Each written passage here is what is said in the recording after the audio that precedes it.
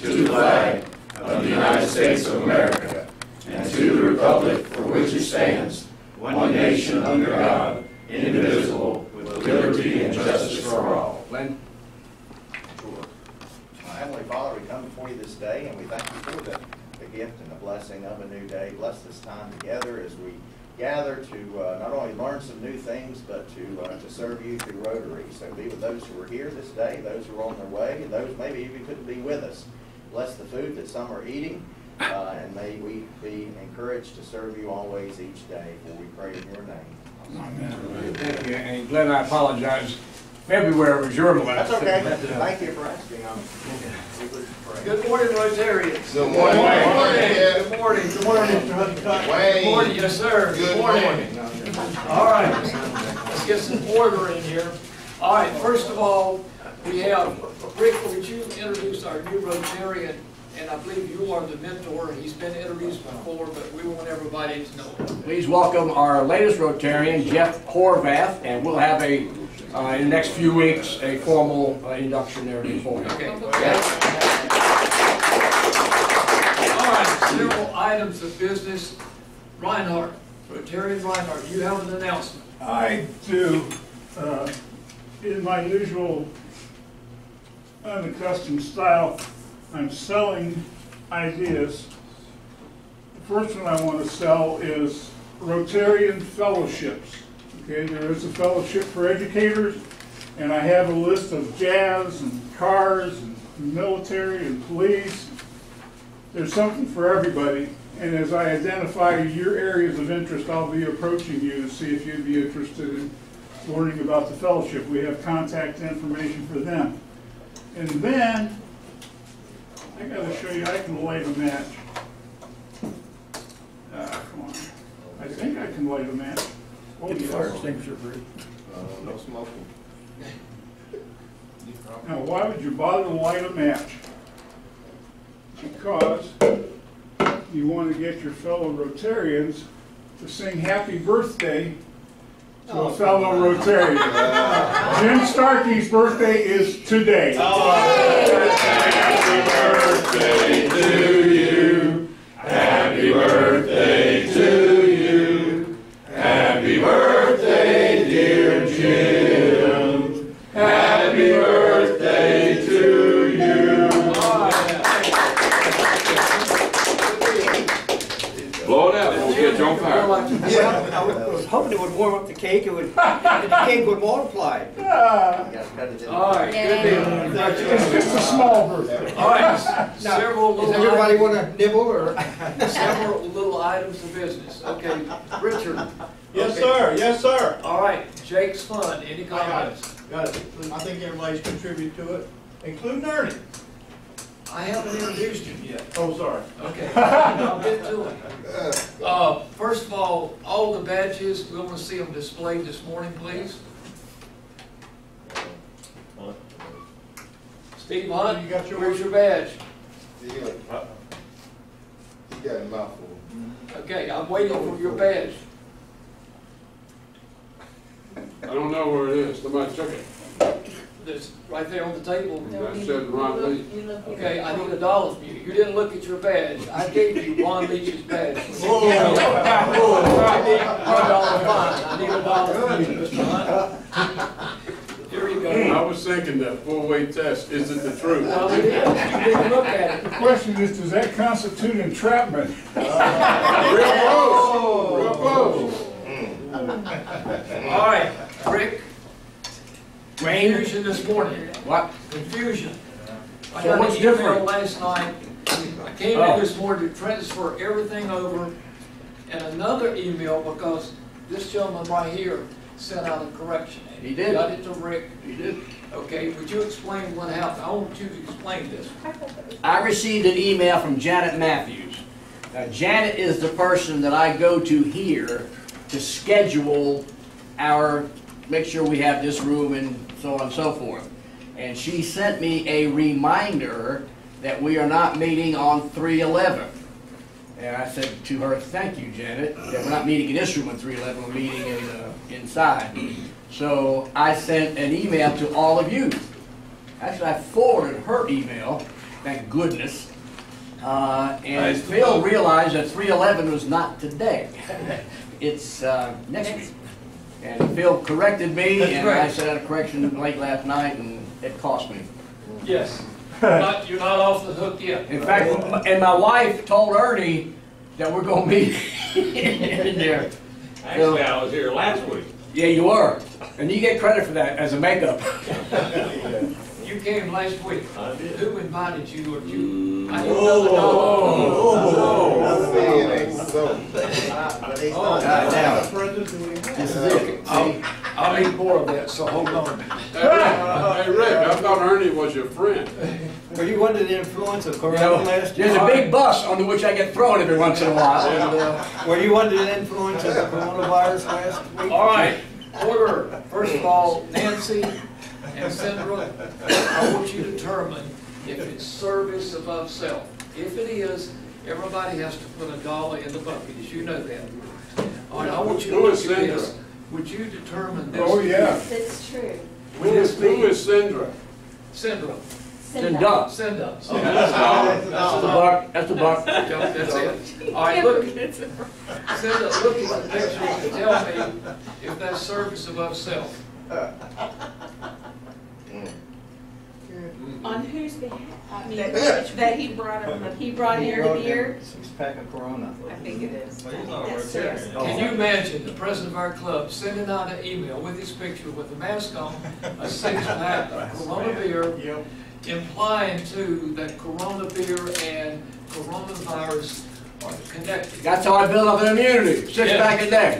And that was my first It's all prescription. about hydration. It's all about Yeah. I sent him a tweet and asked him if there was a prescription. All right. Get rid of Laughter's the best form of medicine. Okay. Anyway, Rick, I'll take another $1 out of that. I'll add mine too. And let's see, anything else quickly? Oh, I would have to tell you this. Steiger is not here.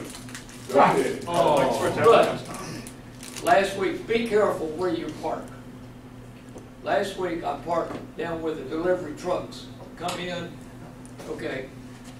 So I went down like the rotary to pick up my car, and there was a security guard there, blocking the road, and he had given me a ticket. Ooh. Okay, now the ticket, $50. Ticket. Here comes Steiger beside me, and he saw what was happening. Lock him up, give him a ticket, all of this created all kind of agitation. I had to come up here, and I used everyone's name in Rotary to try to get out of it, and it did work, but it took a while to get out of that ticket. So watch where you park. Now, is this over at Bob's place? This is down, it's Down here? where the athletes park. Oh, okay. Where's this? And No parking? Yeah. no parking, $50, that got my attention, believe me. All right, this morning we have Ernie Seals, and Ernie is well known, most of you know him. If you don't, he is a Rotarian, he has a message for us. He's a retired architect, he belongs to the Hickory Coffee Club, he has quite a reputation. Yes, he does. And so some of you know about him. So Ernie, It's not so good. I'm almost afraid to move because I know it's gonna cost me $1 no matter what I do. I'm here for Polio Plus. I've done this for several years for our club. It's near and dear to my heart in that my brother, I had an older brother who passed away with polio. He was 11 years older and he was in the military when he contracted polio and passed away. That was before the vaccines and everything. So it's near and dear to my heart. And every year for the last couple of years, we raffled off a big TV. And we decided this year that everybody's got a big TV. If you're gonna have one, you got one then. So one of our fellow Rotarians put his place at Bald Head Island. And it's a great house. It will sleep actually 12. It's not available in the summer and a couple other times. For a long weekend, a weekend, $20 raffle ticket, and that's why I'm here peddling, $20 raffle ticket. And all the money obviously goes to Polio Plus. so far we've been very lucky with it, and so I'll just be sitting right here, and I guess, I don't know what's the best way to do this, but when the meeting's over, I'll be here, and I can't do it for $1 like everything else around here. So there are a couple of brochures, if you want to pass that around, just kind of give you a closer look at it, but we will have a drawing on March the 17th.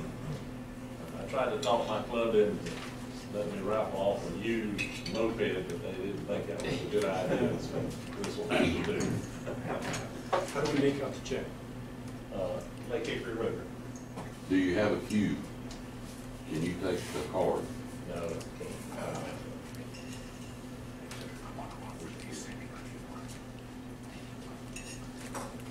Rick. Steve? It cost me $1, but it's worth it. I have my first great grandchild. Great. How's everybody? Teal Dickerson was born Friday. He was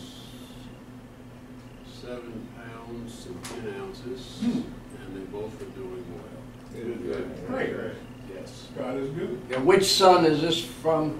Steve. Okay. Steve's oldest one. Right. Yeah. Congratulations. She's a school teacher in Durham, and her hubby is in law school. One thing before Phil starts, Bob has something he wants to share. We have the stickers for the windows of your car. They stick on and show through.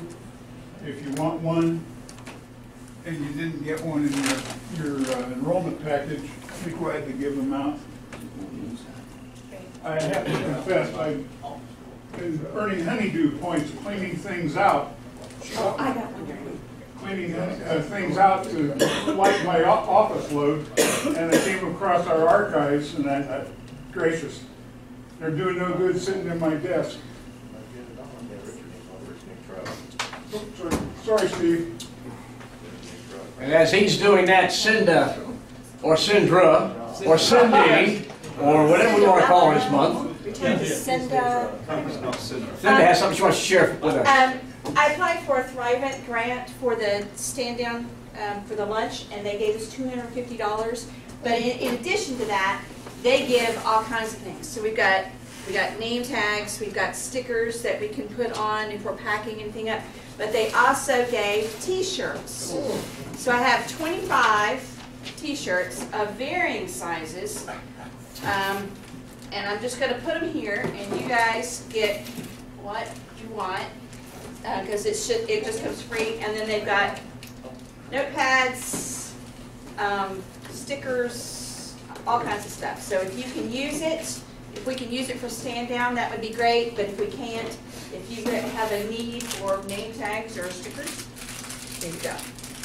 Thank you very much, Cinda. And the $250 will help us big time. Give me that. Do you have a red one? A red one I don't have. They're the new. I have blue, green, black. Green, red, black, That's the brown. new color for this year. There's the. Thank you so I just much. need you to keep the receipts, So now I got it. and it's activated up to $250. And just you can just put the receipts in there, and then when you're all done, you can get. Thank you very much. We appreciate that for the stand down. Mr. Trigg, you have today's program. Yeah. Just making sure, because I've been there, done that, and it won't work anymore. Yeah. And it won't work with any other phone number unless you. No, and I already did it, yeah. All right. We'll get the shirts after the program. I'm just trying to say that. So, very Think it is your quickly, birthday? before we start, since Dr. Joy already had a question about veteran stand-down, you might take just a moment and remind the club and the new folks what veteran stand-down is about. Well, it's a day we recognize veterans throughout the area, and the word stand down comes from standing down from battle during the Vietnam War, when troops would come back and be taken care of, showers, haircuts, good food, rest, all that kind of stuff. And it started in 1986, the stand down in San Diego. We have 13 or 14 of them in North Carolina annually, and ours is generally the biggest. And it's the only one in North Carolina not supported by the VA. It's all volunteer run. Our club for a number of years has taken care of lunch for everybody, do the cooking and the serving, and that's what our folks do, our volunteers. Phil has volunteered, a couple others have volunteered, but Phil comes in early and he helps with the people coming in registration. He just wants to work. And I'm very grateful for that and other people. So anybody wants to volunteer, and I'll get to that later after your programs and my announcements about volunteering and stuff like that. But last year, for the first time, we went over 300 of the veterans who came through the program. And if you've never ever seen it, you'll be amazed at what happened that day at Catawba Valley Community College on April the 3rd. Thank you, Phil. Thank you. So, a couple of weeks ago, I wandered back into my library to look up something from the little book called Blink. I don't know if you all have read Blink or not, but it's a great little book. The author investigates how we all make decisions quickly or based on small amounts of information. That's sort of the basic premise of the book. And we're going to do a little bit with Blink today. I got a couple things for you to do, got a couple stories to tell you. And we're going to wrap up talking about Warren Harding. And my job is to tie all this together. And do we need time at the end for anything? We do, but you got the program. You take as much time as you need. Okay, I'll wrap up by 10 till. Okay. We are going to need some grammatical help, by the way. Okay. So be on target for that. So, there's a fellow named Vic Braden. Vic Braden is a well-respected tennis coach, has great credentials, and Vic was watching tennis matches on television, of course, as you should not be surprised, and double faults. I need to explain what a double fault is. When you serve in tennis and the ball has to land within the lines. If it doesn't land within the lines, it's called a fault. You get a chance to serve a second time. If it lands outside the lines again, whether you're serving doubles or singles, the lines are a little different, but then it's a double fault and you lose. It's not good for double fault. Because tennis has these interesting ways of scoring, like 10s and 15s and love and all that sort of stuff. So it's not good. Vic realized as he watched players that had faulted, as the ball went up and they began to swing, he could call double faults. And in fact, this couple of matches that he watched, he called 20 out of 20 double faults before the player came close to making contact with the ball. Well, this just was amazing to him, and he started wondering how he was able to do it. So he watched more matches, and again, he could have an almost 100%, and he couldn't figure out why. It was just driving him crazy. Turns out, when he got together with a couple of sports athletic people, and they started reviewing videos, and out of his interest with them, they really started to analyze stuff. They found cues in the way the player went onto their toes, how their arm went up, all sorts of stuff. Very interesting story in the book. Even how their wrists moved around slightly. And he was realizing that he was subconsciously picking up on all of this, even though he had no idea how he was doing it. So it's an indication now of how, just one of the many ways that we see things that almost immediately or subconsciously can make decisions. Your first task is to open up your pen, scribble on the back of one of those pieces of paper just to make sure your pen works. We're about to do our first exercise. Imagine that I have an office, and I'm down a good long corridor before you get to my office. Maybe like going to Steve's office. When you come in those doors and you turn right, you go down that corridor for a while before you get to Steve's office. We're in a situation like that. You come to my office as a poor, starving undergraduate student because you decided to take the $5 bait to come to my psychology office and be involved in one of these things. I don't know if you ever had the experience as a student, but we're often guinea pigs for doing things like this. So you come to my office, and your job now is to work on our first exercise, which is the long piece of paper that's kind of sideways. It would be the top of a cross. And if you'll just go turn that over, Your job, as reasonably quickly as you can, as the, what are they, 10 sentences, maybe? Is to go through those, and you don't have to write, just in your mind, make, from each one, make a 4-word grammatical sentence for each one. Unscramble at least 4 of the words. It's the one that has the 4 sentence-like things. Looks like this. You're having trouble finding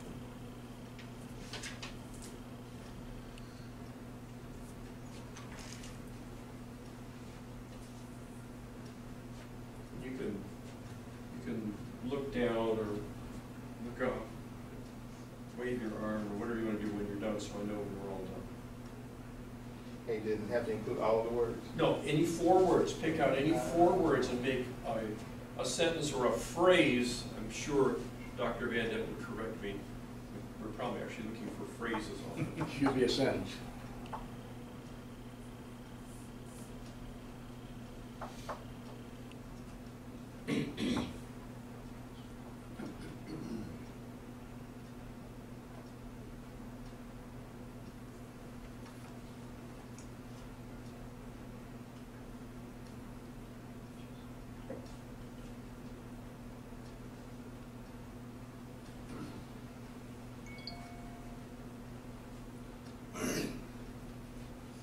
Again, you don't have to write your answers. It's really just a mental exercise. If you want to, you can underline the words, or you can cross out a word that doesn't fit, or however you want to do it.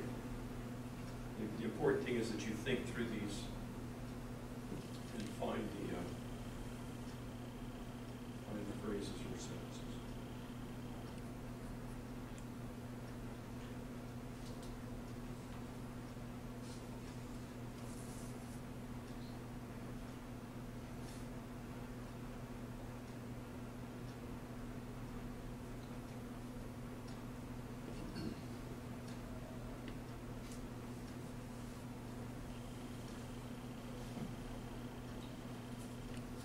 Now, no Gaelic. There's none there. Raise your hand when we're done. No, or set your pen down, just so I know when you all are done.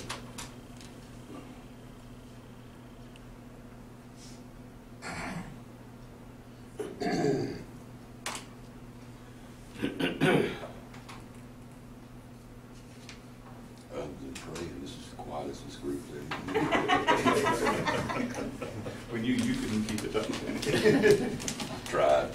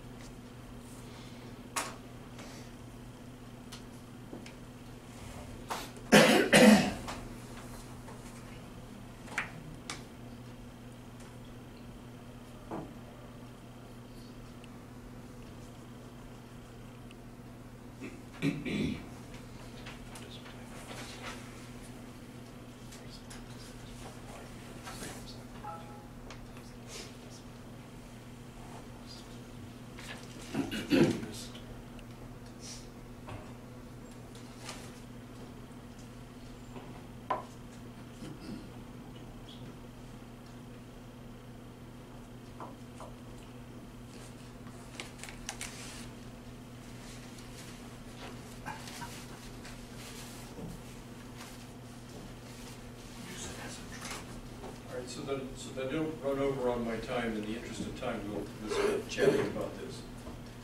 So again, imagine now that you're a poor, starving undergraduate student, you've come down the hall, you've done this exercise, and our author assures us, Malcolm Gladwell assures us that this exercise has been performed many times with students. After you finished this and you left, they observed students walking in and walking out. The students walking out walked more slowly down the hallway, very consistently. And the reason is that you have been primed, as the psychologist called it, because these sentences or phrases that I asked you to work on contain words that have to do with making you subconsciously think about being old. In there are words, the words worried, Florida, interesting Florida. Old is in there, lonely, gray, bingo, and wrinkle. And this is a priming experiment where you have been Forgetful. primed to think this way, even though, of course, we had no interest in how well you built your sentences. It was just to get you to do that. Another interesting experiment that he talks about, and this is a great one, it's a real shame that Bob Steiger isn't here, because this one has to do with New York. At New York University, a pair of psychologists wanted to do another priming experiment, and it had to do with delaying people talking to a professor. And when they got permission to do it, because they were going to have people hanging around outside of an office, the agreement was, well, you can't have people hang around for any more than 10 minutes with what you're about to do. So the plan was, can we prime students who come to the professor's office to be rude or patient while waiting to interrupt to see their professor? They would come to the office, and there would be a stooge there who's clogging things up by talking to the professor over and over incessantly. And we're going to test to see if we can make these students either interrupt or not interrupt. So the faculty said, yeah, but no more than 10 minutes. You can't wait more than 10 minutes. They thought, this is New York. The difference is going to be in milliseconds between whether people break in or don't. So they primed the half the group with this sort of an exercise that got people thinking about being rude, and another half making them think about being patient. The people that they primed, and the stooge was really, really good about just clogging things up at the doorway and chatting away. So the people who had been primed to be rude broke in under the average, just a little under 5 minutes. They were fairly patient because it was a professor after all, but they did finally break in. The people who were primed to be patient, with no exception, waited the full 10 minutes and were still waiting patiently to break in. So it is indeed something that works quite well if the instrument is carefully designed. Now, a sort of a sad story to go along with that is a story about African American students. Claude Steele and Joshua Aronson did another experiment with a very simple priming. They took undergraduate students. They took 20 questions taken from the GRE, the Graduate Record Exam. Many of you have been subjected to going on to higher degrees. You are familiar with that awful thing, that instrument. They took 20 questions taken from the GRE. They worked strictly with an African American population. Half of the group they asked beforehand to fill out a simple questionnaire that included on it just a few questions that included what their ethnicity was. The other group, they were not asked to do that. And indeed, the folks who all they had to do was ask them if they were black or not on paper scored lower than the people that the African Americans they did not. And their contention is, because of the stereotype, and this of course was done a number of years ago, the stereotype was because African Americans do more poorly in school, the stereotype, they were actually priming themselves to do that. It's very, very interesting that happened. So it can even be done to students in a situation where you wouldn't think that it would happen, but indeed, just asking that question does. All right, it's time for us to get to work, because I don't want you thinking that this is just all bored of me talking. If you'll flip over your page, look for the piece of paper, and I forget what it is, that has John, Bob, Amy, Holly, Joan, Derek, and it's male and female. Long one. Right. You see the one that says male, female, John, Bob, Amy, Holly? Now your job is to actually use your pen, go down the list as quickly as you can, and put a check mark for who's male and who's female based on their names.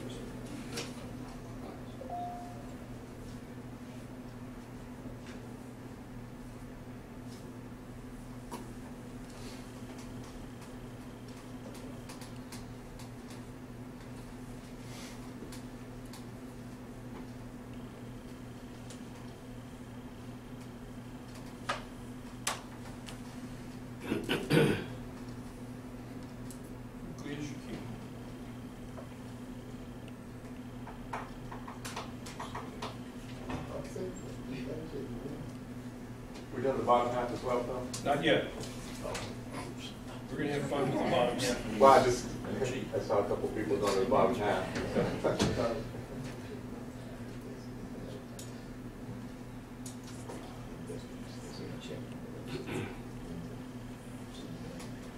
Okay, that was fairly simple, and that was really just a warm-up to get you ready to start to think about how we're going to do the rest of this. Now below that is another one that says male or career, female or family. Now your job is going to be to quickly go through this list and put a check mark for each one of these things if you think that entry is a male or a career name. For instance, you'll see entrepreneur, that would be a career. Matt would be a male. Or whether it's female or family. So if it's a family thing, you put a check mark on the right. If it's a career thing, you put a check mark on the left. If it's male, on the left. If it's female, on the right. Go ahead and have at that. Again, try to do it as quickly as possible.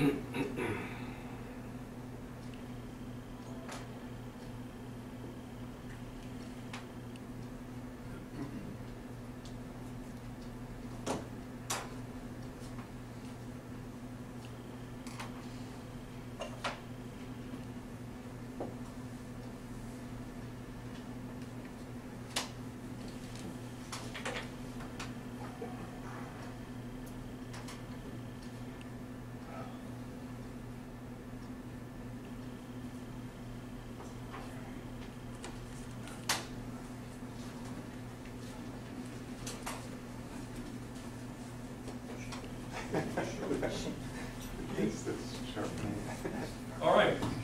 Now,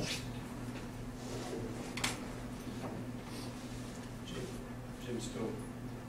No, I'm just playing. Jim's playing. He's deeper. Now your job is to pick out the small piece of paper. I should have been using that in show and tell. And do the same thing. Only notice now carefully that the left-hand column is now labeled male or family. The right-hand column is labeled female or career. So we're doing the same thing, only different. It says male or male and. Male or family. So on the left-hand side, for instance, the very first one, babies, that's probably a family. Right? And merchant is probably a career. Male or family on the left, female or career on the right.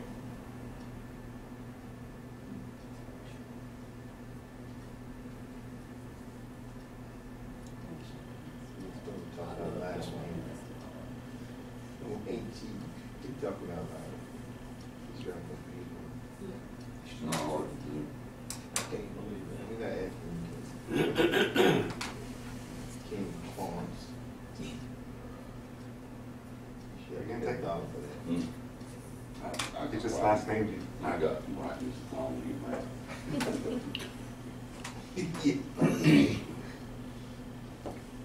I should sample that too.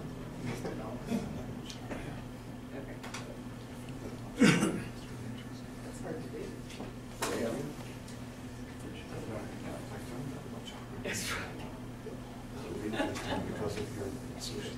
Actually, I saw that. Maybe because I understood it. I understood the direction.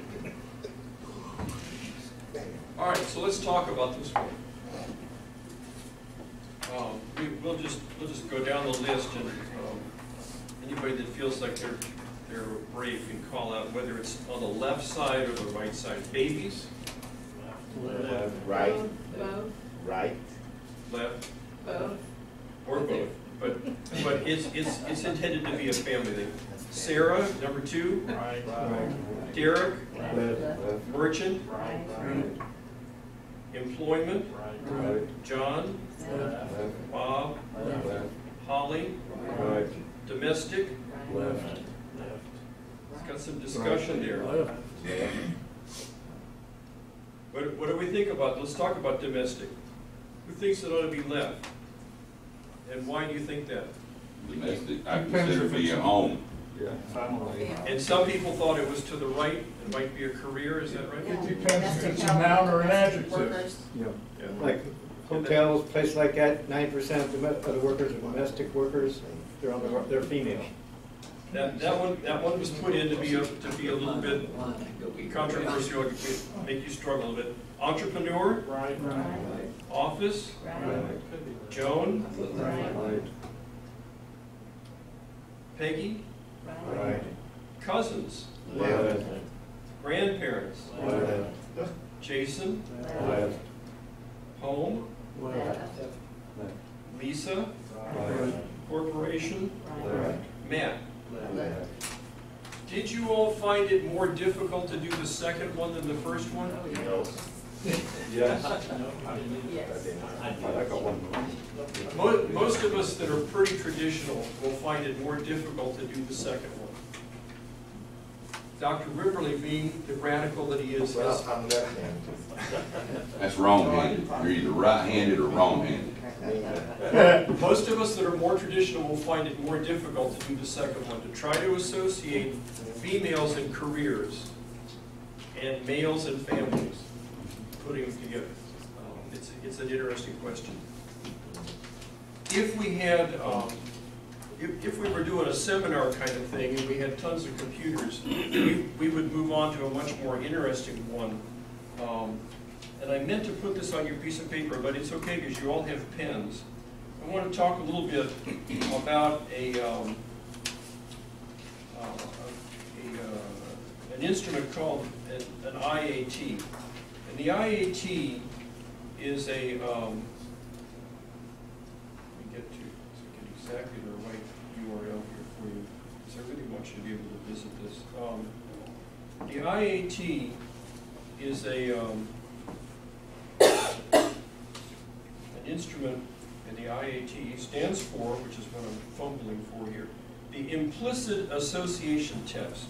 And by the way, we did this. The one that we did was a bit of an implicit association test. The IAT is available.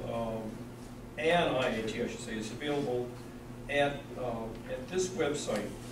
It is implicit, or www, I suppose, implicit.harvard.edu. I really encourage you to go online and play with this. It is,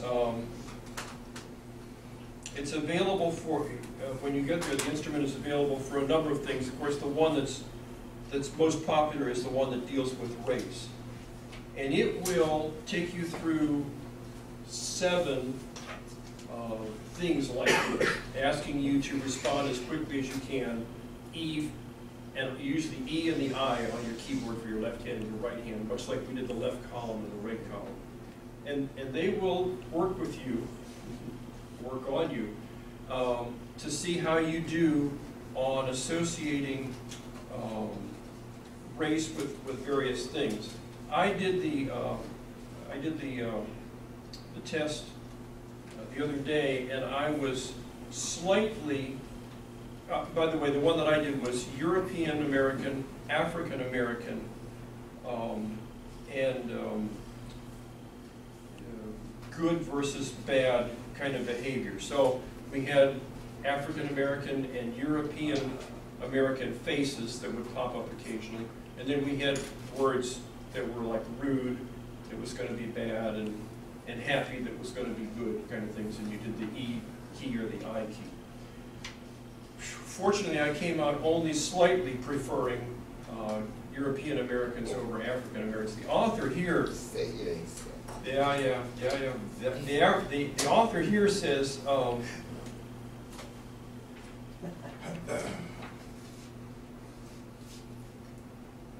found myself slowing down. I had to think. Sometimes I assign something to one category when I really meant to assign it to the other. I was trying as hard as I could, and in the back of my mind was a growing sense of mortification. Why was I having such trouble when I had to put a word like glorious or wonderful in the good category, when good was paired with African American, or when I had to put evil into the bad category when bad was paired with European American. And then, you know, he goes on, that came the next part. My mortifications grew still further, and so I took the test a second time, then a third time, then a fourth time, hoping that the awful feeling of bias would go away. It made no difference. It turns out that more than 80% of all those who've ever taken the test end up having pro-white associations, meaning it takes them measurably longer to complete answers when they're required to put good words into the black category than when they're required to link bad things with black people. I didn't do quite so badly, he says. On the race IAT, I was rated as having moderate automatic preference for whites. But then again, I'm half black. My mother is Jamaican. So what does this mean? Does it mean I'm a racist, self-hating black person? Not exactly. What it means is our attitude towards things like race or gender operate on two levels. First, we have our conscious attitudes. This is what we choose to believe.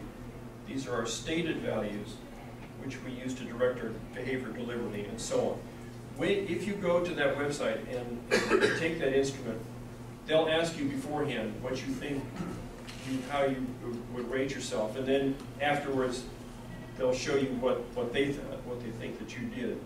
There are also some questions in there to help them build a database that you may choose or not to choose about your race, your age, your gender, and so on, which you don't have to. You can skip or just make up your own answers if you want to. But it does help them with the results, like this result of 80%. Many thousands of people have taken that instrument. It's pretty accurate. Have you done this before? That's one of the tools I use when I do implicit bias training. And that is that implicit bias is operating beneath the consciousness level. And you don't realize it, and we all have it, you know, but sometimes if we don't realize it, we do things that's not so nice. And I'll leave it at that. But yeah, it's very interesting, and Harvard did a good job on it. Yeah, it is. Because you have people in class saying, I didn't realize I preferred, but the truth of the matter is, sure, yeah, on a subconscious level, it's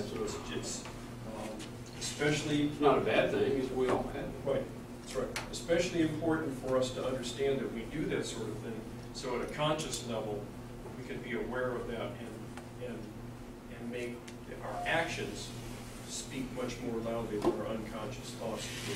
It's like microaggressions. Right. So, so there's some fun stuff there about all that. Please, if you get a chance, do take that. So, I got intrigued with this and decided that because of the times, it would be a great time to wrap up with this thought. Here is a picture of Warren Harding. And even from a distance, you can probably tell that this guy looks really good. Look at that great white hair, those dark eyebrows, that good, smart, intelligent, and stern kind of look to his face. I'll pass that around. So the story,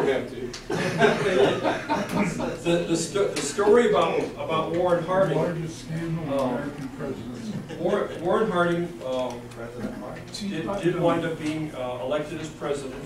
He was nominated in a political convention that did not have, when they took their first vote, did not have a clear winner. He was one of 6 possible candidates for the party, and he probably was rated like 5th or 6th likely to be chosen by the party. But they got stymied in the voting, and he had a fellow that was heavily promoting him throughout his political career. He was a senator and in fact, at some decision from the party, when he was running for Senate, one of the people said, and I'll clean it up slightly, why the SOB even looks like a senator, as they were talking about it. The author's contention is, when they were stymied, and Warren Harding was one of the Black Horse candidates, he actually got chosen largely based, as they talked about it, on his appearance, and how electable he was just entirely on his appearance. So your job now, as you move forward in this election cycle, it's unfortunate we didn't do this before the primary, but it was kind of fun. It's fun anyway.